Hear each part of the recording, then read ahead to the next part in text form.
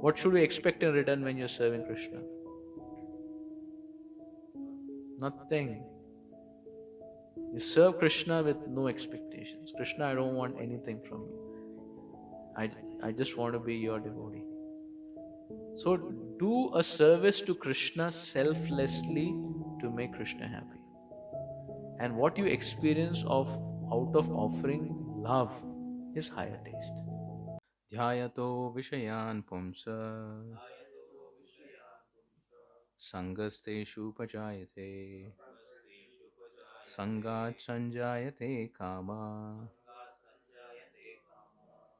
कामात् क्रोधोऽभिजायते. So in these two verses, 62 and 63, Krishna is speaking how a jiva gets entangled in this world, you know, how he gets implicated. So he says that dhyayato vishayan pumsaha, right? Vishayan means the sense objects. The senses are always wanting to seek some enjoyment from sense objects, the sight, the smell, the touch, all these things.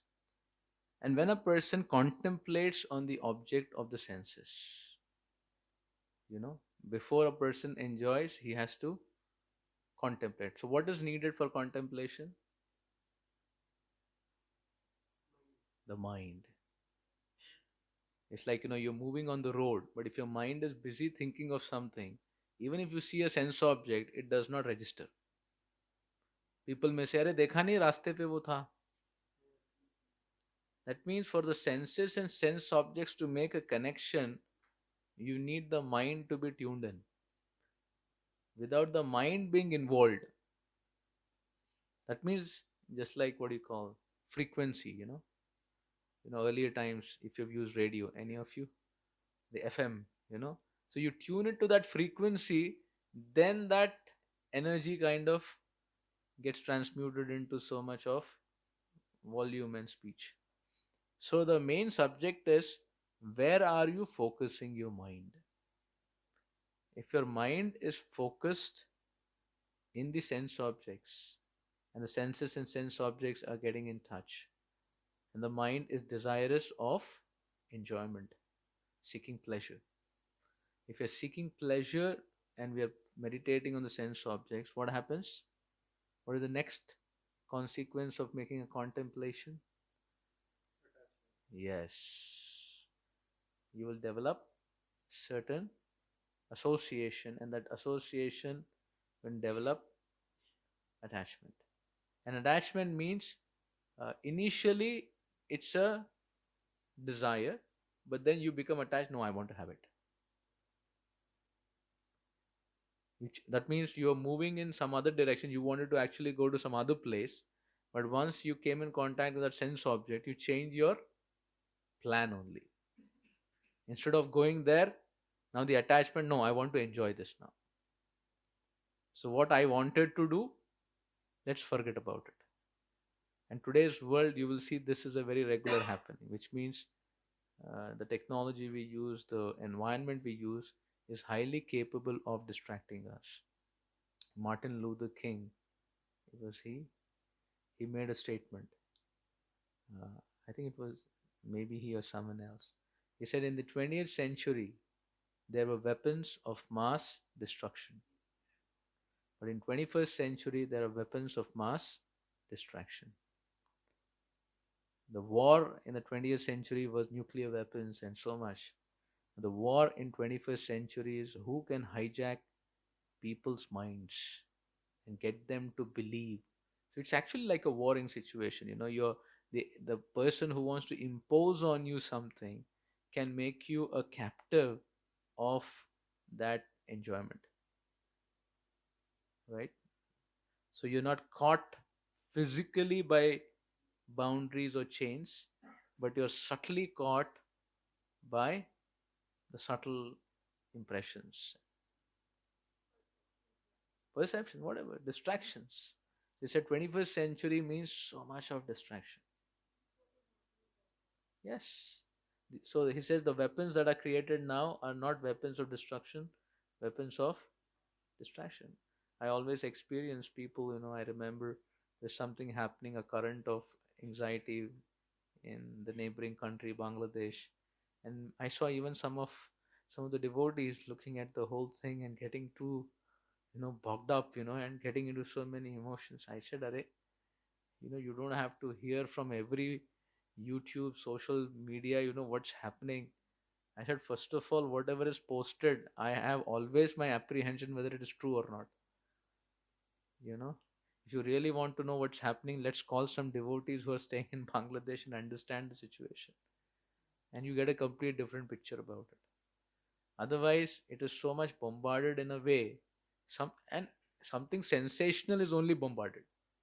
Like imagine we had a big Gaur Purnima festival, right? Now, so much happened in the festival. I don't think the news channel will have much interest to, you know, show because there's no masala. But imagine something didn't go well. Maybe some scene of some quarrel happened or some mishap happened. Then the whole advertising of that mishap can be made like a big thing happened in the Newtown premises in the holy festival, and they'll make a very nice caption, a s- whatever a big scandal or a big accident or a big this thing, and everybody's attention. What happened? What happened? And then they put so much masala and everything and make it very attractive or whatever. And then you do call people who are realists. Really? So today's world actually there are so much of distraction that is being created by, as you said, the social media or the news, or it's basically capturing people's consciousness and manipulating it also. It's not just capturing it. So he says that dhyato vishayan pumsa. So this way, when the mind gets absorbed, then there's an attachment, and then you change what you were doing, right? You change from what you were doing. Yeah. Sangasteshu upajayate and sanga sanjayate kama. And that attachment creates a strong desire, lust. And usually, if the contemplation has gone into attachment, you still have an opportunity to pull back. All right. But if the attachment has gone to lust, which means a desire has become fructified, a desire has become like specifically, instigated. I want to have it. Then usually it's difficult to get back from there. From lust, it's difficult because lust is like a fire, you know. So sanga sanjayata kamaha, a strong hankering to have it now. And usually what happens is when you try to enjoy by putting fuel in the fire, what happens to the fire? Bursts. It like it explode, and that's what happens to our consciousness. When you try to fulfill your desire by enjoying the sense object, it doesn't create satiation. It it instigates that desire to and makes it more hungrier for more. Experience that? And that causes the fire to spread, and that is what is called by forest fire. Samsara Davanala. We sing in the Mangalarti. This is what Prabhupada is referring to. The more we try to put fuel to fulfill our desires, it sets ablaze. Because the more petrol you put in the fuel, in the fire, it will only become more. So it was like the fire only started here, and then when I fulfill it, the fire goes ablaze and hits this, then hits that, and hits that, and it's davan. Davanala means it moves. It's not burning at one place. So you will see the desires as you enjoy, they keep multiplying, multiplying, multiplying. That very aspect multiplies, and creates so much of burning in the heart. Like you are peaceful, but your desires cause a lot of burning in the heart. Experience that, right? And when that burning happens in the heart, you basically become frustrated that I'm not feeling satisfied, and the hankering has become so much. So that frustration is the krodha. Unfulfilled lust will bring anger. And always lust will be unfulfilled. Why? Right? And the result of krodha, the next verse says, Krodhat bhavati sammoha. Sammoha means illusion. It makes you illusioned. Illusion means because of so much hankering and so much of frustration, you forget the real situation and real self. And that subject matter becomes all your absorption. Make sense? Right? Illusion. And from the illusion, you lose your memory of what is right, what is wrong. Vivek buddhi chali jati hai. And when you lose your memory and you are put into illusion, your memory is stolen. And then after your memory is bewildered, your intelligence is stolen. And once your intelligence is lost, you do the craziest things. Yes. And if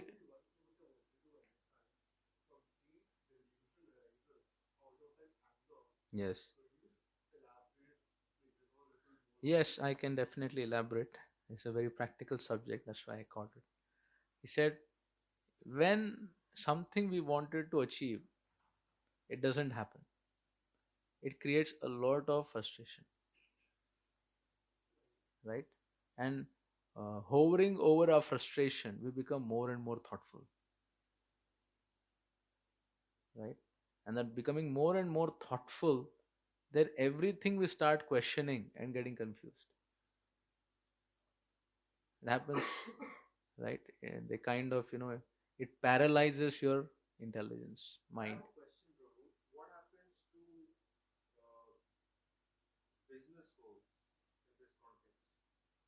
Business goals, yeah, actually, even see anything that is not connected with Krishna is going to be material.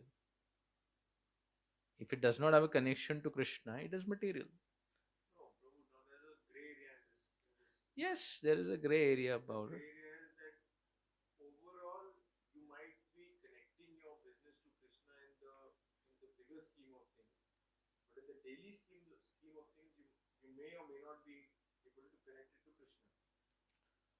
So that is the function of a devotee, to connect it to Krishna. If you don't connect it to Krishna, we are running into jeopardy. Yes.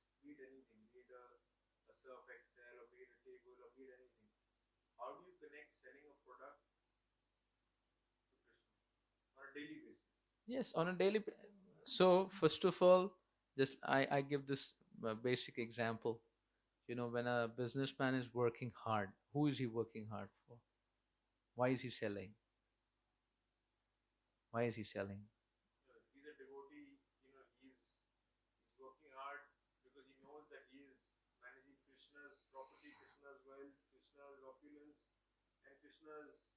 But let's say a normal person.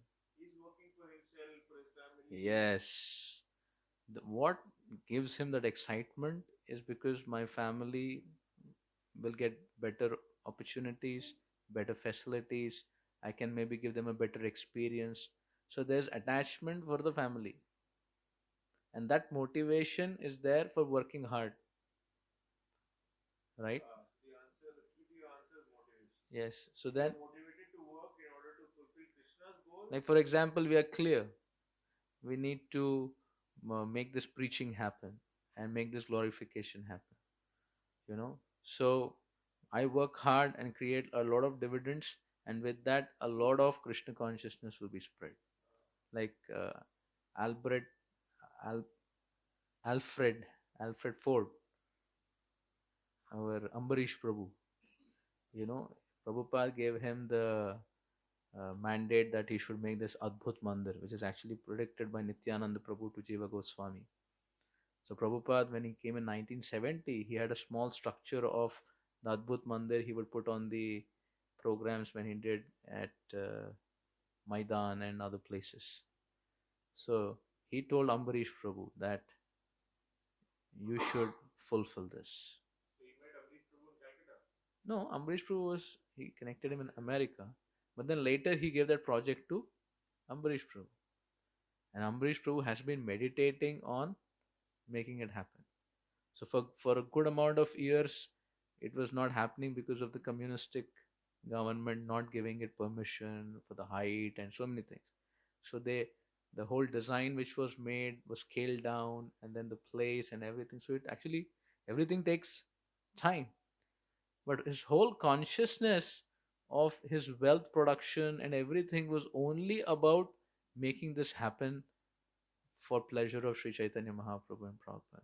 So it's kind of a lifetime of dedication to make it happen. Mayapur, right? Mayapur. So now he's using his wealth, his prestige, his influence to be able to do that service to Krishna. So you think whenever he's working hard, what is the consciousness that is triggering him? Yes. So you need to take a see now this is one interesting thing about this subject, you know, that one needs to have a higher taste to not get into the illusion of the sense objects. Like either it is said na, that if you're not Krishna conscious, then the material desires will unconsciously or even without by force pull you into that engagement. You cannot see. And what does Prabhupada say? What to say of normal devatas? Even Brahma and Shiva are becoming vulnerable. So now, if the greatest personalities, there are episodes of becoming vulnerable, then who are we to not become vulnerable? So the antidote is spoken that if a person is Krishna conscious, like Haridas Thakur, right? Haridas Thakur, what happened is he was in Fulia. Fulia is near Habibpur, Shantipur, right? So he was actually in a small cave, and Maya Devi came to test him.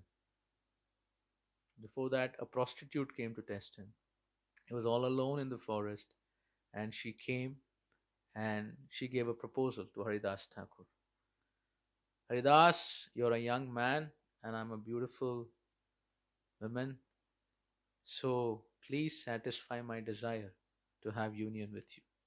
And this is like all alone, twilight, you know, and she's material energy, by the way. Like if you talk of Menaka, Apsaras, and others, she's the source of all the enjoyment and beauty.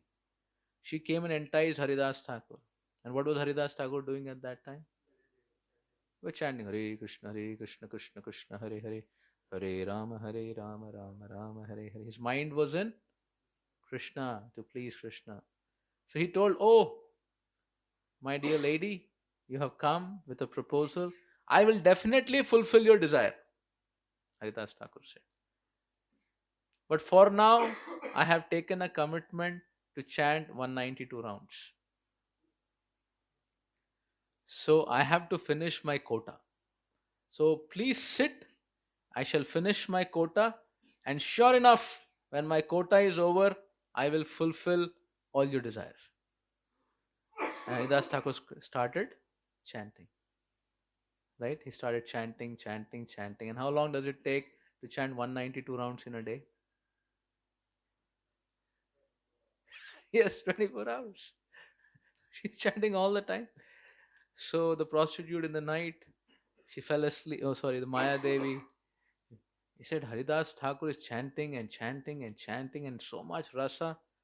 And at one point of time, Maya Devi started using all her attractive features and gestures and poses to instill Haridas Thakur with lust. But he said, that Krishnadas Kaviraj Goswami says, even Brahma and the Devatas would not have stood this allurement what Maya Devi created. No, it went on. It went on. No, she kind of created that whole environment. But Haridas Thakur was so absorbed, his mind was not there. His mind was in the holy name.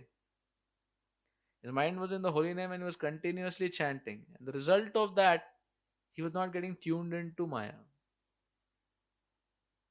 So Maya got frustrated and started hearing the holy name.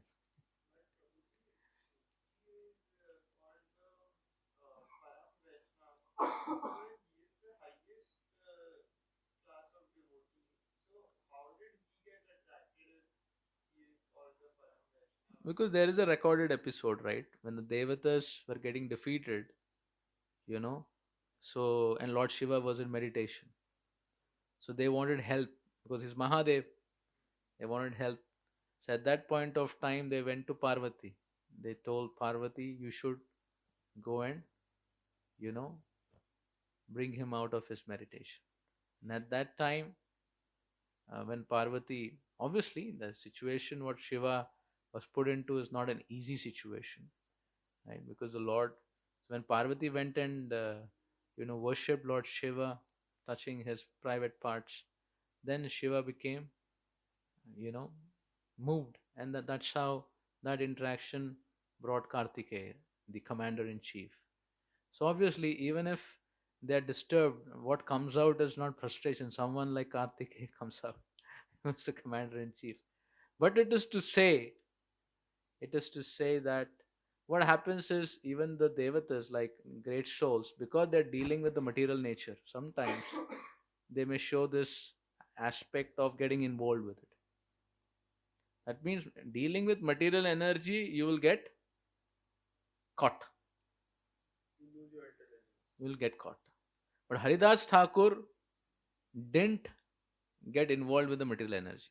See, obviously, when you talk of Lord Shiva, always in the Shastras, you will understand when great souls do something, it is a part of, you know, their a Leela where they may do a mistake to teach a lesson.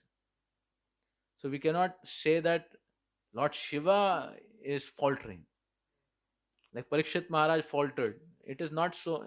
It is for us to see it in the perspective that take a lesson. Because what happens, Shastras, when they speak to you, they give you a very strong lesson so that you register. अरे ब्रह्मा जी के साथ, Brahma ji, what happened when Brahma ji created Vak, his own daughter, he became so enticed by her, he ran behind her for enjoyment, and then the Lord protected him, right? No, protected him from that allurement, you know. So these great souls, even if they are put into situation, the Lord personally safeguards them. But Prabhupada is saying that the influence of the senses and the mind is so strong that even they are put into a situation dealing with the material energy. So these episodes which we are talking is when they're dealing with the senses and the mind and the material energy. That means whoever you may be, there's only one person who can deal with the material energy also and not get affected. Who is that? Krishna. Krishna is the only person who is Mayadhish. He can do anything and not get affected because he is the very personification. And anyone who engages with Krishna, like Haridas Thakur is completely engaged with Krishna in the chanting of the holy name. That is why he is unaffected. That means only person who is unaffected is the Supreme Lord. And anyone who gets in tune with the Supreme Lord will also become unaffected. So Maya Devi gave so much allurement, but Haridas Thakur, because he was tuned into Krishna's service all the day, she could not disturb his mind. So Maya Devi became defeated after few days.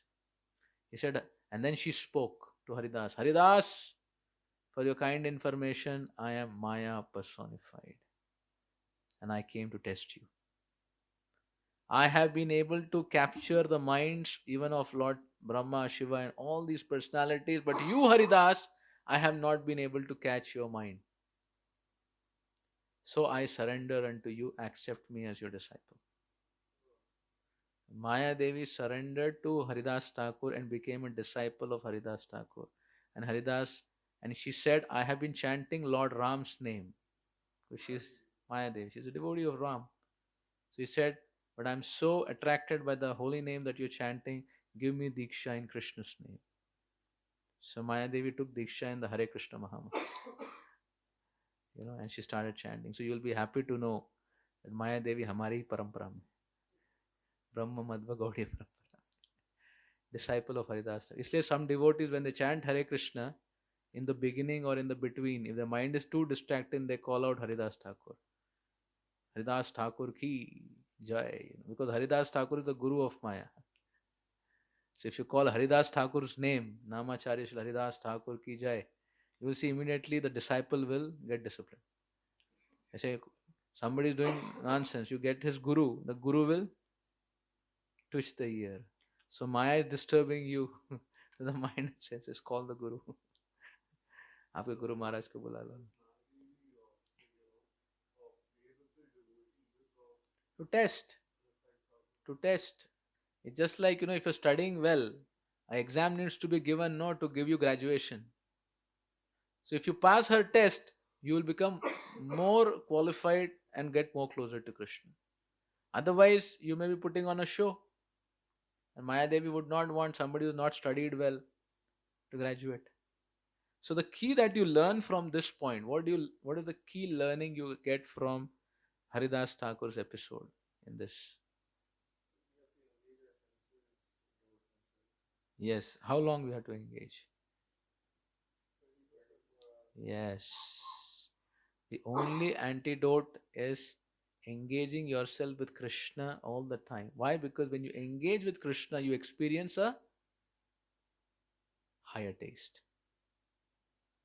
It says, unless you feel some higher taste, you cannot give up the lower taste. Make sense? Because the jiva wants enjoyment. अगर आपको higher enjoyment नहीं मिल रहा है, आप वो lower enjoyment को छोड़ ही नहीं सकते. And higher enjoyment comes in devotion.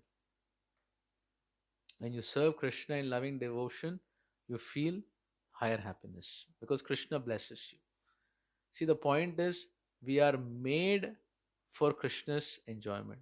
हमारा जो make है, it is to make Krishna happy. So when we engage in Krishna's service, we naturally become happy. So when we experience that happiness in chanting the holy name and serving Krishna in devotion, then in that happiness, then you can counteract the material allurements.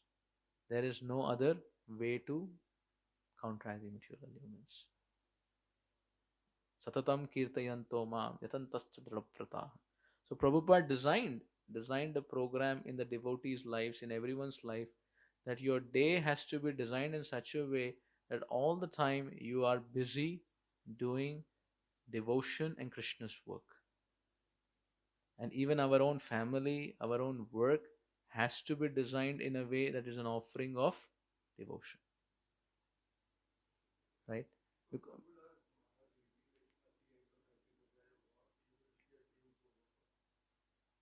Maya Devi is Krishna's Shakti.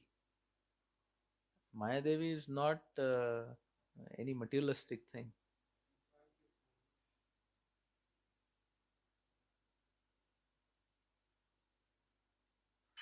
Maya Devi is not, conditioned soul. It is Lord's own Shakti, which is doing the purpose of taking care of people who have come here to the material world, to discipline them, to make them improved. Okay, that's your purpose. So, what Prabhupada is telling and what Prabhupada is designed in all our lives is to keep ourselves busy serving Krishna. So, Prabhupada, how we designed in the early years, every day devotees would get up in the morning and have time for their morning sadhana. Greet the deities, worship the deities, chant Hare Krishna, hear Srimad Bhagavatam, give a good dose of all these things. And Prabhupada didn't understood that all of us don't have capacity to be able to chant 192 rounds. Given an opportunity, how many of us can chant 192 rounds all day? Very difficult, right? So Prabhupada actually, his Guru Maharaj had said one should chant 64 rounds every day. So the devotees in America said, Swamiji, this is not possible. He said, we cannot do so much. And Prabhupada said, okay, at least 32. And then devotee said, Swamiji, this is also difficult. 25. And then Prabhupada said 16 and no less. And this he said for whom? Westerners, not for Indians. But now Indians have become as good as Westerners in terms of the distractions and so many options, right? So it's no other like the West. But Prabhupada, can you imagine in Prabhupada speaking this to hippies?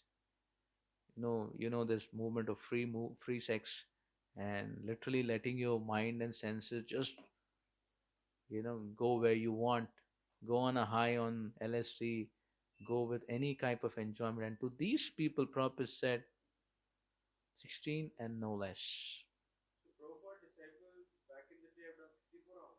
No, 16 rounds. 16 rounds. 16 rounds. See, the point is this: we are dealing with a mind which is completely not in our control, and it is completely addicted to material enjoyment. So, how do you make your lives worthy without being able to control the mind? The reason people glide down from higher to lower species is because the mind creates engagements and gets them into doing sinful activities impulsively. And then it does not know. Then the more we engage into activities which are against the Shastras, a person glides down more. So Prabhupada designed that every day a person should chant. But then chanting is the not only thing. Prabhupada said one should read Bhagavatam, one should do kirtans, one should attend the artis. So like that, the morning program was spiritually charging yourself. And then after morning program, what do you do? What should you do after morning? Everybody is supposed to do services for 8 hours, 10 hours. Right? And service means, again, it should be an assignment. It should not be like, होगा भी तो ठीक है, नहीं होगा भी तो ठीक है. No, it should be something that has to absorb your mind. If it does not absorb your mind and if it does not challenge your mind, then that will not give you absorption. Right? So Prabhupada was expert in creating challenges for devotees. Like if they distributed 10,000 books this year, Prabhupada will say next year distribute 20,000. So whatever intelligence they put to make a target of 10, now they have to do 20.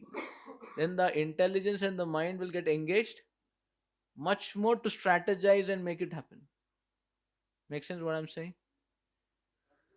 So our consciousness has two problems. One problem is it can become egoistic, but the other problem is it can become lazy. If things don't work, we become lazy. If things work, we become egoistic. Right? So ego is a problem. Laziness is also a problem. Right? So Prabhupada always created challenges for all devotees in various aspects of their service.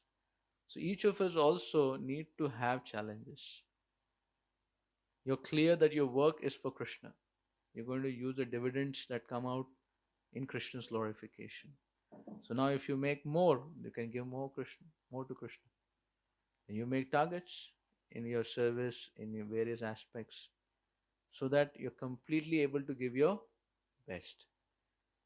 Isn't it? Because if your intelligence doesn't get engaged with it, if your mind doesn't get, then your mind will not get engaged. It needs to. So then that is something we will have to ensure, that we get something where we are able to fully apply ourselves. It could be preaching, it could be managing our affairs, our business, whatever it be. Everyone will have a different situation. And then we have time for all our personal aspects, family, everything. And we do it all the basis of Krishna consciousness. So like that, we have to design our life that we are completely busy in Krishna's service.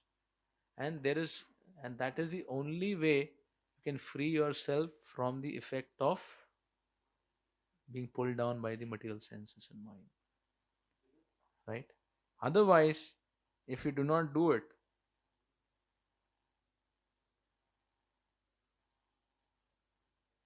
right? So Haridas Thakur was a young devotee. He was allured, but he passed the test because of his unalloyed devotion to Lord Krishna, right? And Yamunacharya here it says, a sincere devotee of the Lord shuns all material enjoyment due to his higher taste for spiritual enjoyment in the association of devotees. That is the secret of success. What is the secret of success? What does Prabhupada say? The higher taste. One has to get higher taste, right? And this higher taste comes when you engage in Krishna's service. That's all, right? So the secret of controlling mind and senses is to get higher taste. That higher taste you get by offering service to Krishna in devotion. Because only Krishna can give down his rasa. He is the source of all ras. So if you're with him, you will get rasa. So what do you mean by devotion? And what do you mean by service to Krishna to get higher taste? How do you get higher taste by serving Krishna?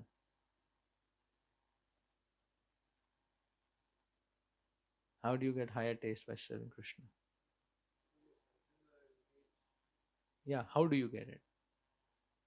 What is the process of getting higher taste by serving Krishna?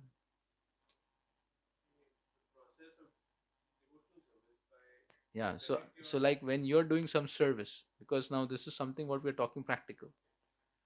Like you said, doing my work, doing my family, doing my chanting, doing everything. How do we get a higher taste from our doing them? Because if you get taste, then you'll want to do it more.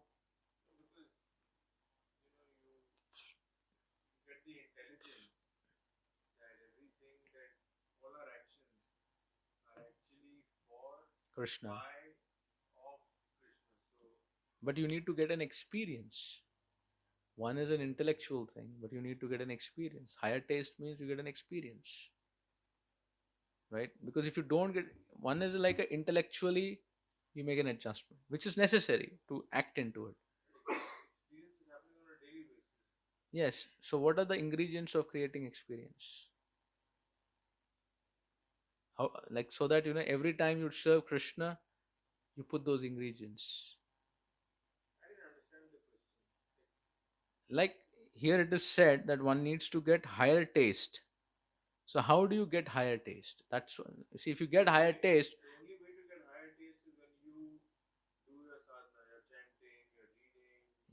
yes,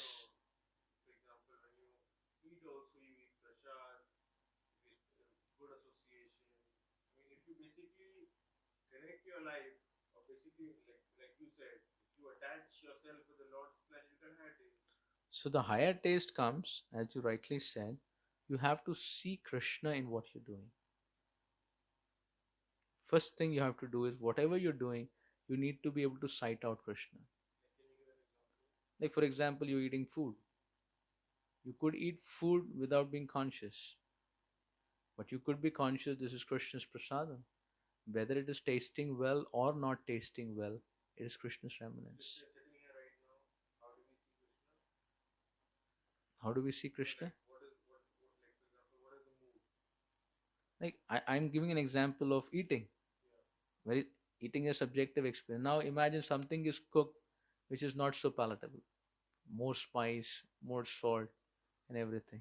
And while you're eating, you're not so happy. But if you understand it is prasadam, Krishna has tasted it, it is his remnants. So I should very gratefully and respectfully take them. So you are able to see the connection that this food is Krishna ka prasad.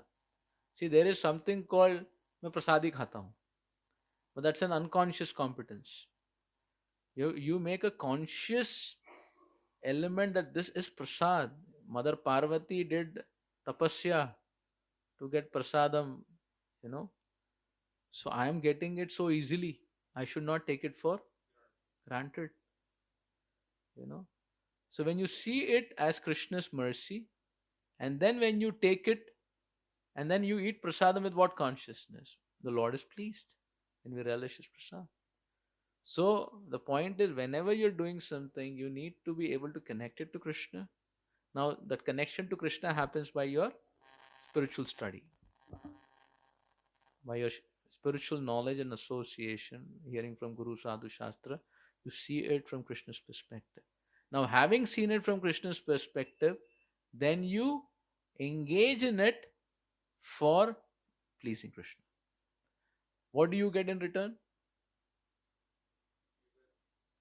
What should we expect in return when you're serving Krishna? Nothing. You serve Krishna with no expectations. Krishna, I don't want anything from you. I, I just want to be your devotee. So do a service to Krishna selflessly to make Krishna happy. And what you experience of out of offering love is higher taste. That means you don't serve Krishna with an agenda that मेरे को मजा आएगा. I serve Krishna कि कृष्ण मैं आपको मजा दूंगा. Now this is the science, this is an art that we need to learn in every aspect of your life. You take one aspect of your life and you need to do this homework to connect it to Krishna actively and engage it in Krishna consciousness. Now, as we are saying, every small thing, if you can connect it to Krishna, now connecting it to Krishna means also dealing with situations with devotional qualities. If you're doing it for Krishna, the principle that will help you do it for Krishna is humility. You should not be in the mood of deserving and pride. You should be in the mood of being a servant, right? Many times we don't, we because of that ego, there's no humility, and then we cannot see it in that proper mood. So the ingredient that is needed to deal with people is always in the mood of being a servant. Like if I meet a devotee, if I meet Shivain, what should I be thinking? How can I serve him? Material consciousness is what can I do, like what can I get from him? That's material consciousness. अच्छा ये relation बनाएंगे तो मेरा क्या benefit होगा? That is not in the mood of servant. But in the mood of servant means whoever I interact, I want to appreciate them, I want to encourage them, and I want to serve them. Imagine you deal with everyone in this mood of service. How do you feel? I want to help this person become better than what he is. I want to be kind to this person. Then how would you feel? Yes. So you see them as Krishna's servant and deal with them. So every interaction can become very nourishing when you see it in respect to Krishna and want to offer service. But if you're thinking in an interaction, what will I get in return? How can I make advantage of it? Then you will feel morose. Like you meet a friend. How can you be Krishna conscious when you meet a friend? Yes. You are thinking, how can I benefit my friend? How can I be a well-wisher of my friend? Not what he can do for me. इसके साथ connection बनाएंगे तो मेरा ये advantage है. No. Then it is materialistic. You relate with the other person, whether it's your spouse, whether it's your family, whether it's your friend. How can I serve them? I'm their servant. These are Krishna's devotees. Some are conscious, some are unconscious, but they are actually Krishna's devotees, and I have to serve them.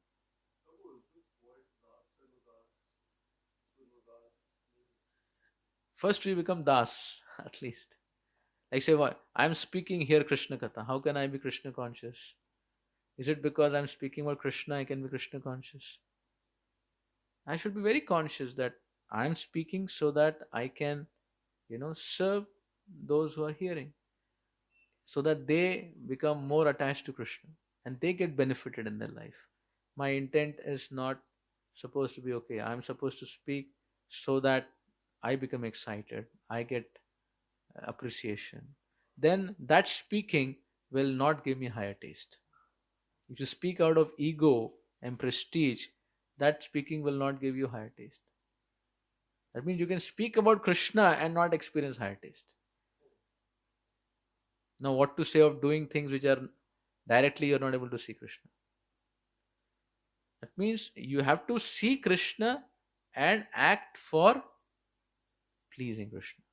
So devotees are there. I am thinking, how can I benefit the people?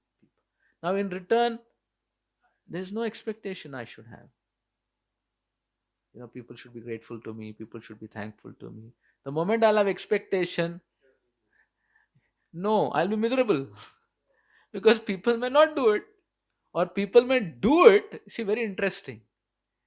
People may tell you, people may do it, but you will feel they haven't done it enough, and that gives you more frustration. You've seen this in relationships. When you expect and they regarded you, but they didn't regard you enough, then you think, I think they had something in their mind. They did not fully surrender. So, isn't it? So, after doing a good work, also you can be miserable. Why? Because there is a material motivation. So, higher taste means you serve Krishna with no expectation but for pleasing Krishna and devotees and the people you deal with. आप अपने बारे में नहीं सोच रहे, सेवा करने के बारे में सोच रहे हैं. And connecting it to Krishna. You have to find Krishna and as an active principle. So this is what is the learning that has to go into application. मतलब otherwise we're learning the theory, but ये ज्ञान अगर हमारे जीवन में विज्ञान नहीं बना, then it is not going to be so useful. It has to get into application. And whatever situations we are facing, we should be able to get out of it by applying it. Then our confidence and faith in Krishna conscious process will multiply. Otherwise, we will think it is theoretical. अरे भाई ये सिर्फ class में सुनने की बात है, हमारे जीवन में तो हमारी कॉमन सेंस ही चलेगी. No. So like that we have to. So now how can we see our smartphone in Krishna consciousness and not get affected?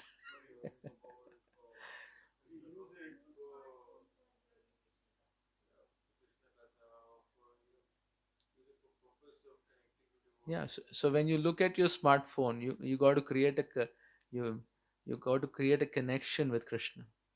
That this is an instrument, this is which I have to use for Krishna's service. It will be unlawful to use it for my enjoyment. ये कृष्ण की संपत्ति है, ये किसकी सेवा में लगनी चाहिए? कृष्ण की.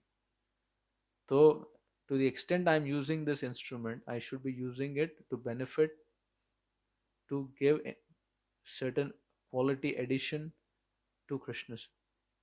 So you see it in that way, then you become conscious, and then you'll feel a little critiqued if I'm not using it for Krishna.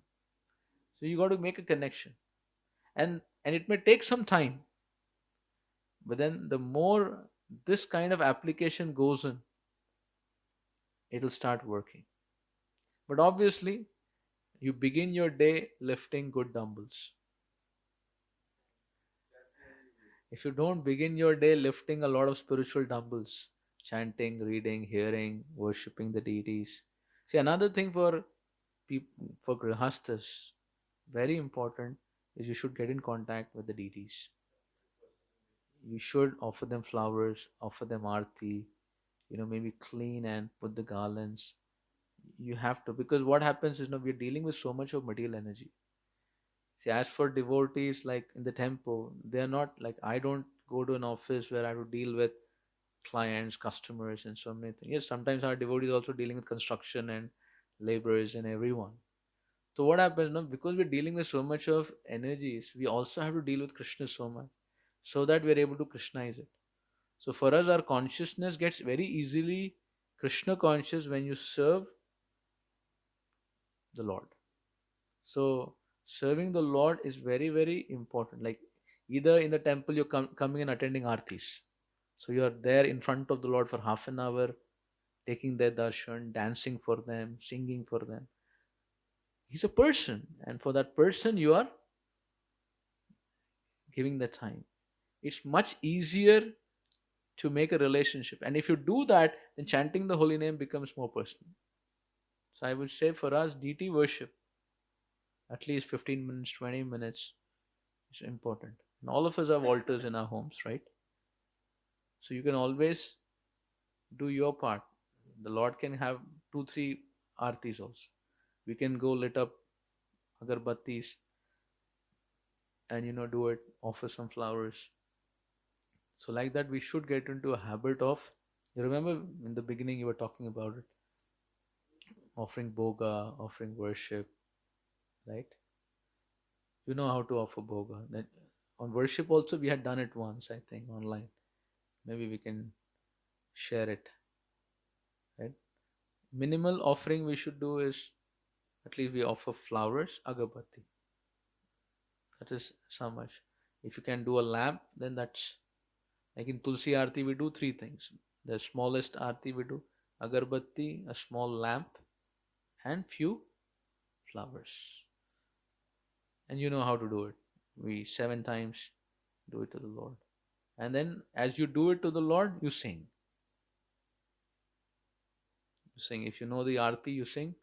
If you know Narsing Aarti, then when you're doing, you sing Narsing Aarti. You know Mangal Aarti, you can sing that. Or you sing, if you do not know that, then Nama Om Vishnu Padaya, and then Jai Shri Krishna Chaitanya, and sing the Hare Krishna melody. But I'll tell you, it will have a very intense impact on you Krishna consciously. You try put it in your schedule. If not if morning you miss out, do it in the evening. When you come back home, get fresh and offer Aarti to the deities. I'll tell you, it will have a very impactful self aspect. So these all impactful things we'll have to include. Then dealing with material energy, we can do it in a Krishna conscious way. Right? And this has to be a training. We cannot expect to master it in a day. But we'll have to put that effort and become progressive. So I'm very happy that we are dealing with our situation and we are knowing that we're going across. Now we'll have to apply Krishna consciousness. And then when we are applying, we will find something is working, something is not working. Then we'll have a question. Okay, this much is working. Where am I going wrong? Then you learn from others who are doing it. That's how we grow. Yes? This is growing in spiritual practice. Vigyan. And once you learn Vigyan, then you got it. You got the algorithm. Right? Field का knowledge मिल गया अभी. Like that. जय श्रीमद् भगवद गीता की जय, श्री प्रभुपाद की जय.